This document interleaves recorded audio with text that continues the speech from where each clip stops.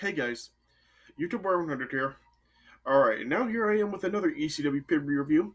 And now next up is going to be a review for ECW Anarchy Rulz 2000.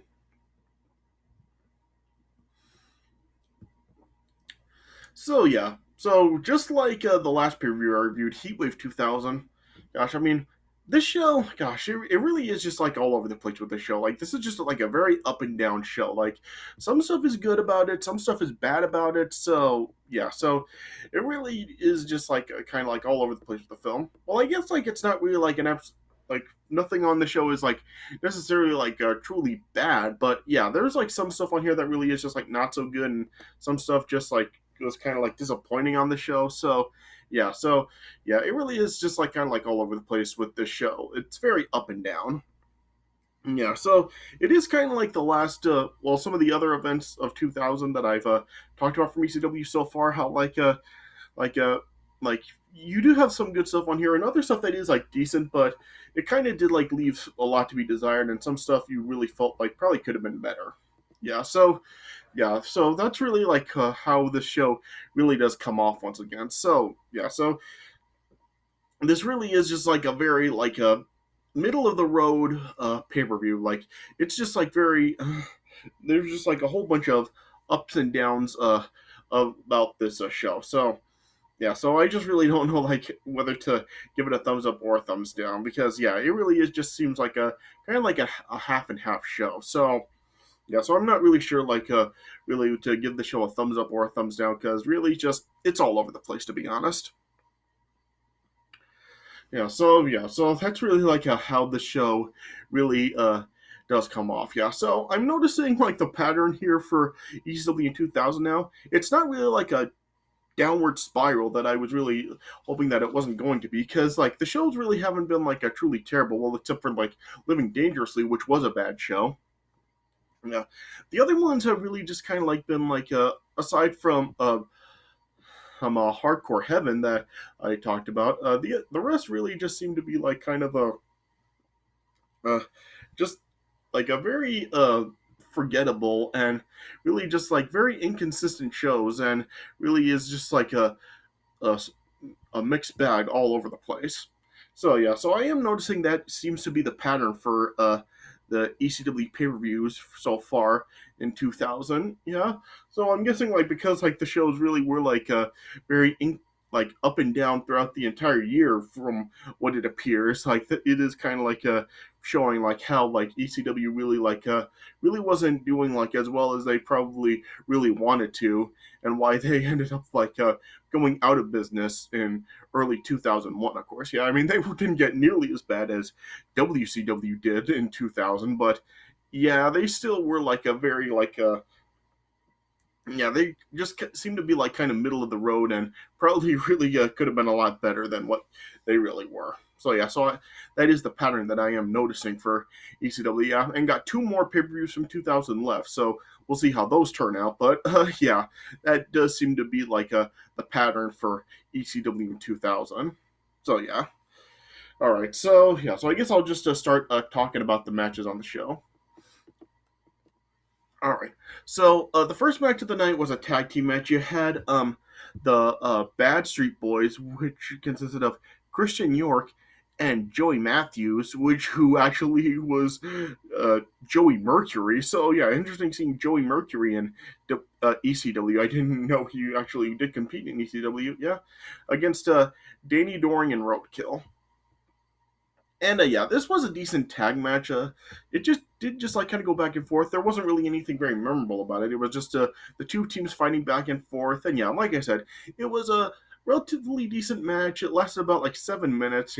So this is something else I really am kind of noticing about the tag team division in ECW now. It seems like the tag team division just like was like being was a very unmemorable at this point. Like yeah, in ECW the tag team division were just like kind of having like a solid matches that really were not very memorable. So I guess this was another uh, sign of the decline of ECW.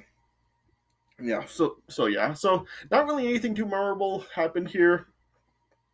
It did just go back and forth between both teams for about 7 minutes. Yeah, then eventually Danny Doring and Roadkill got the win after delivering a boogie bang to Christian York and pinned him. So yeah, so Danny Doring and Roadkill won the match. Yeah, so like I said, that was a solid match. Just yeah, not really anything memorable. So yeah, so I guess I would probably give that match like 2.5 stars. Yeah. Then on this show, like there was a match scheduled between Joel Gertner and Cyrus, yeah. But then yeah, then like there was like a confrontation after this between Joel Gertner and Cyrus, yeah. Then eventually Cyrus ended up bringing in the hot commodity, which was like consisted of EZ Money, Julio De Niro, and Chris Hamrick to.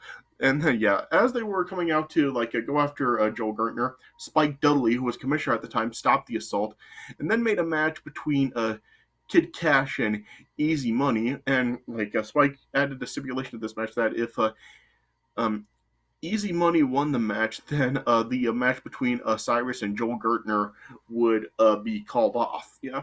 So yeah. So then yeah. Then that match took place like right here. So the next match was Kid Kash versus Easy Money.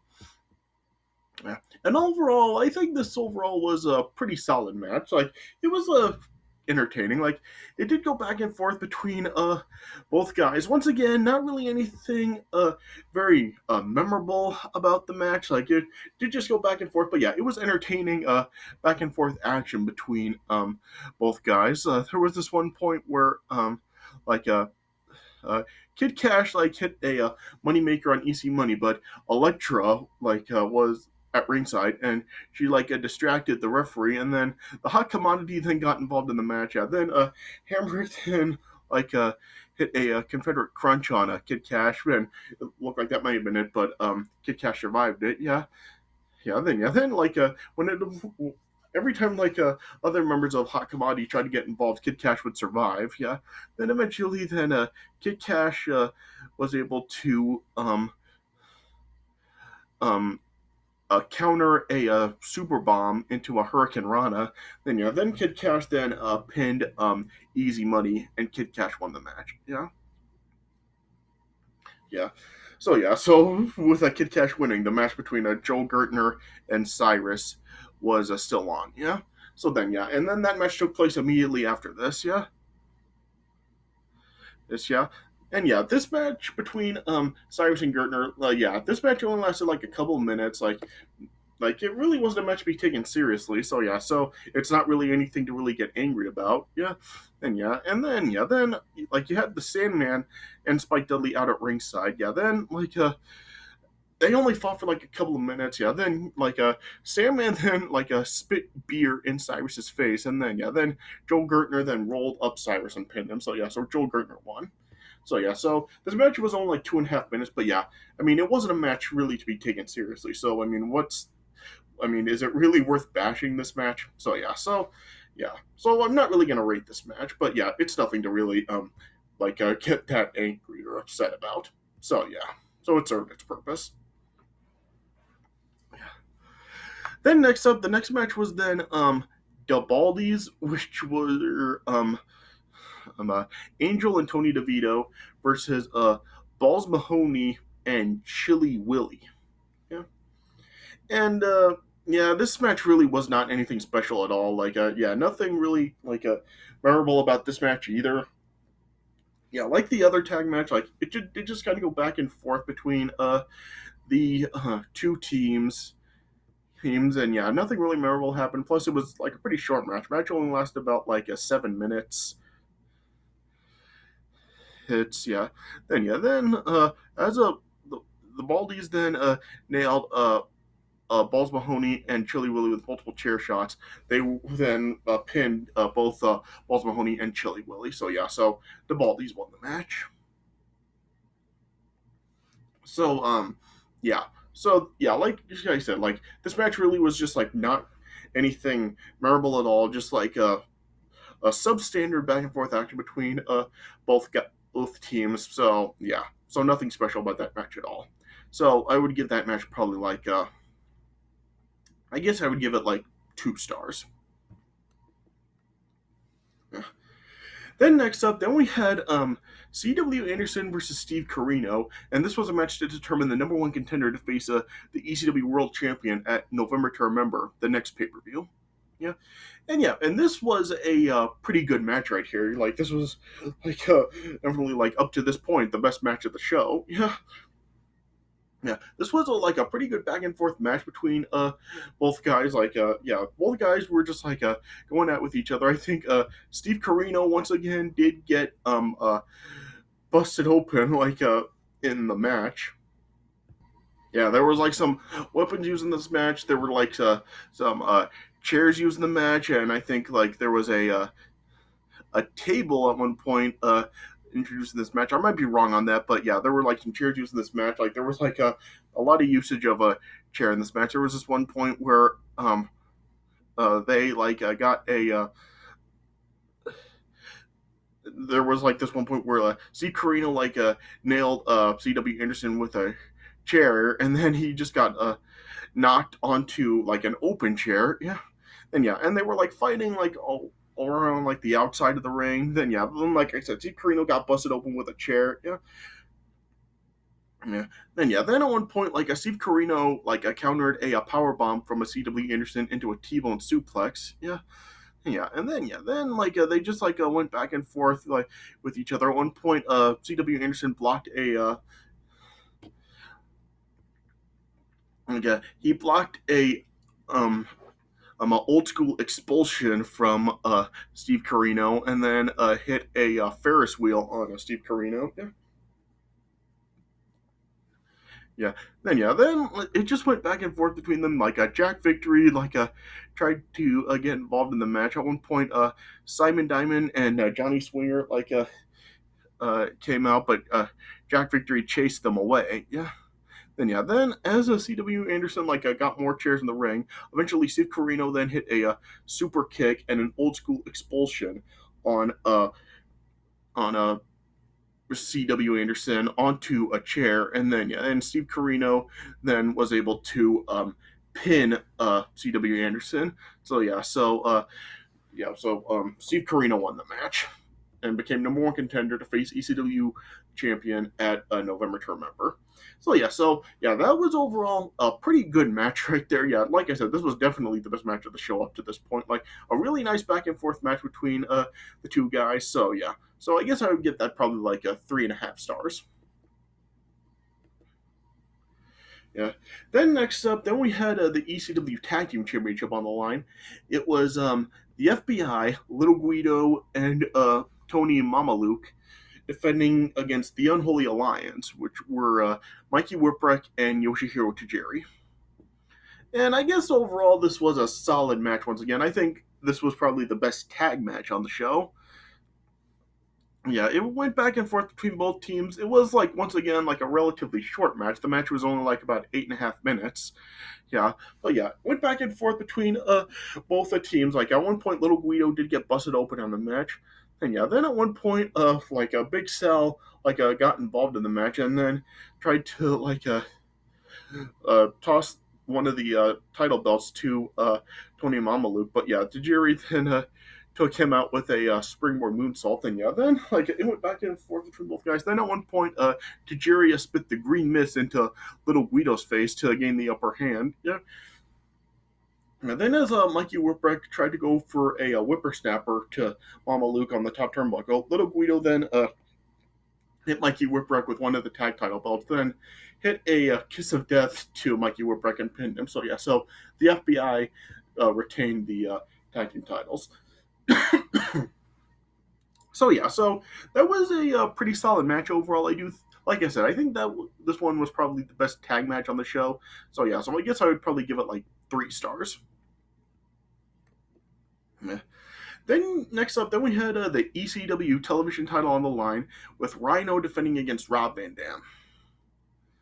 And this match was okay, but I don't know. I feel that we probably could have gotten better than what we wound up getting.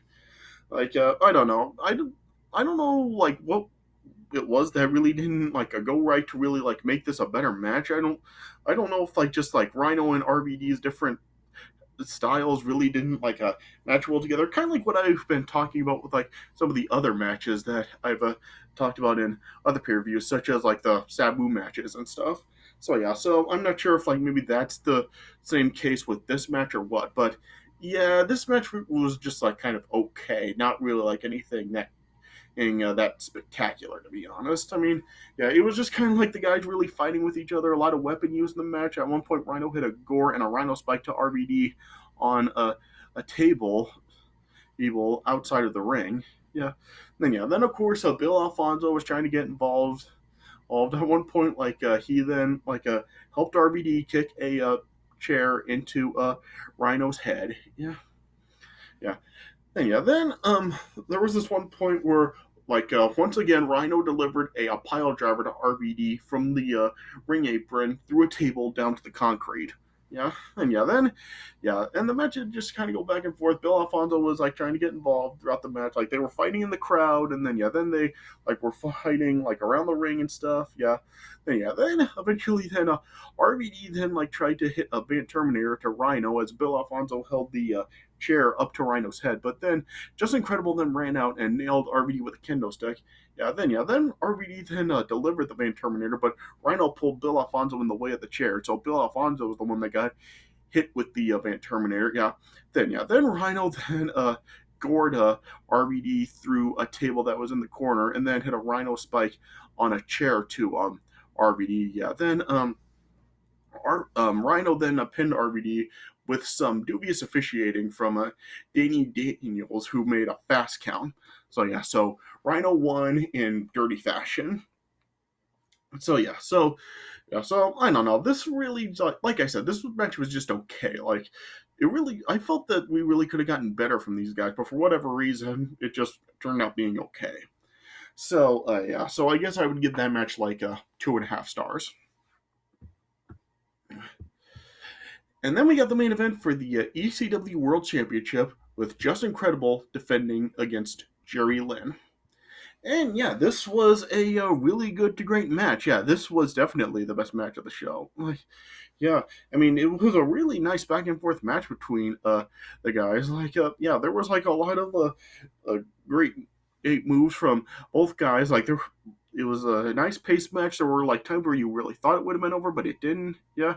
At one point, Just Incredible like a super kick the assigned referee for the match and knocked him out. Then Danny Daniels then came out and tried to like do some dubious officiating again for Just Incredible, but eventually Jerry Lynn took him out and delivered a cradle pile driver to him. Yeah. Well, at least he tried to, but Just Incredible and Francine like stopped Jerry Lynn from attacking him. Then like there was like a lot of there was like usage of a kendo stick in the match a lot. Like at one point, Francine nailed Jerry Lynn with a kendo stick. Then at one point, Danny Daniels then hit Jerry Lynn with a kendo stick. And the match really did just go back and forth. A lot of like exchange, like a takedown from both guys, and they exchange moves. And it spilled outside. Jerry Lynn did of course hit a swinging DDT to Just Incredible once again. And the match really did just go back and forth, and then eventually Jerry Lynn tried to put Just Incredible through a table, but Just Incredible was able to avoid it. Then it just really did just like go back and forth between both guys. Eventually, then after Danny Daniels hit Jerry Lynn with the kendo stick, then as a Just Incredible then hit a That's Incredible on Jerry Lynn. As he went for the cover, Danny Daniels like started to make the count, and before he made 3, he flipped the bird to Jerry Lynn, but before he could actually make the 3 count, then New Jack then came out and then fought it out with Danny Daniels. But before he could actually perform any big move on a Danny Daniels, Just Incredible took out New Jack.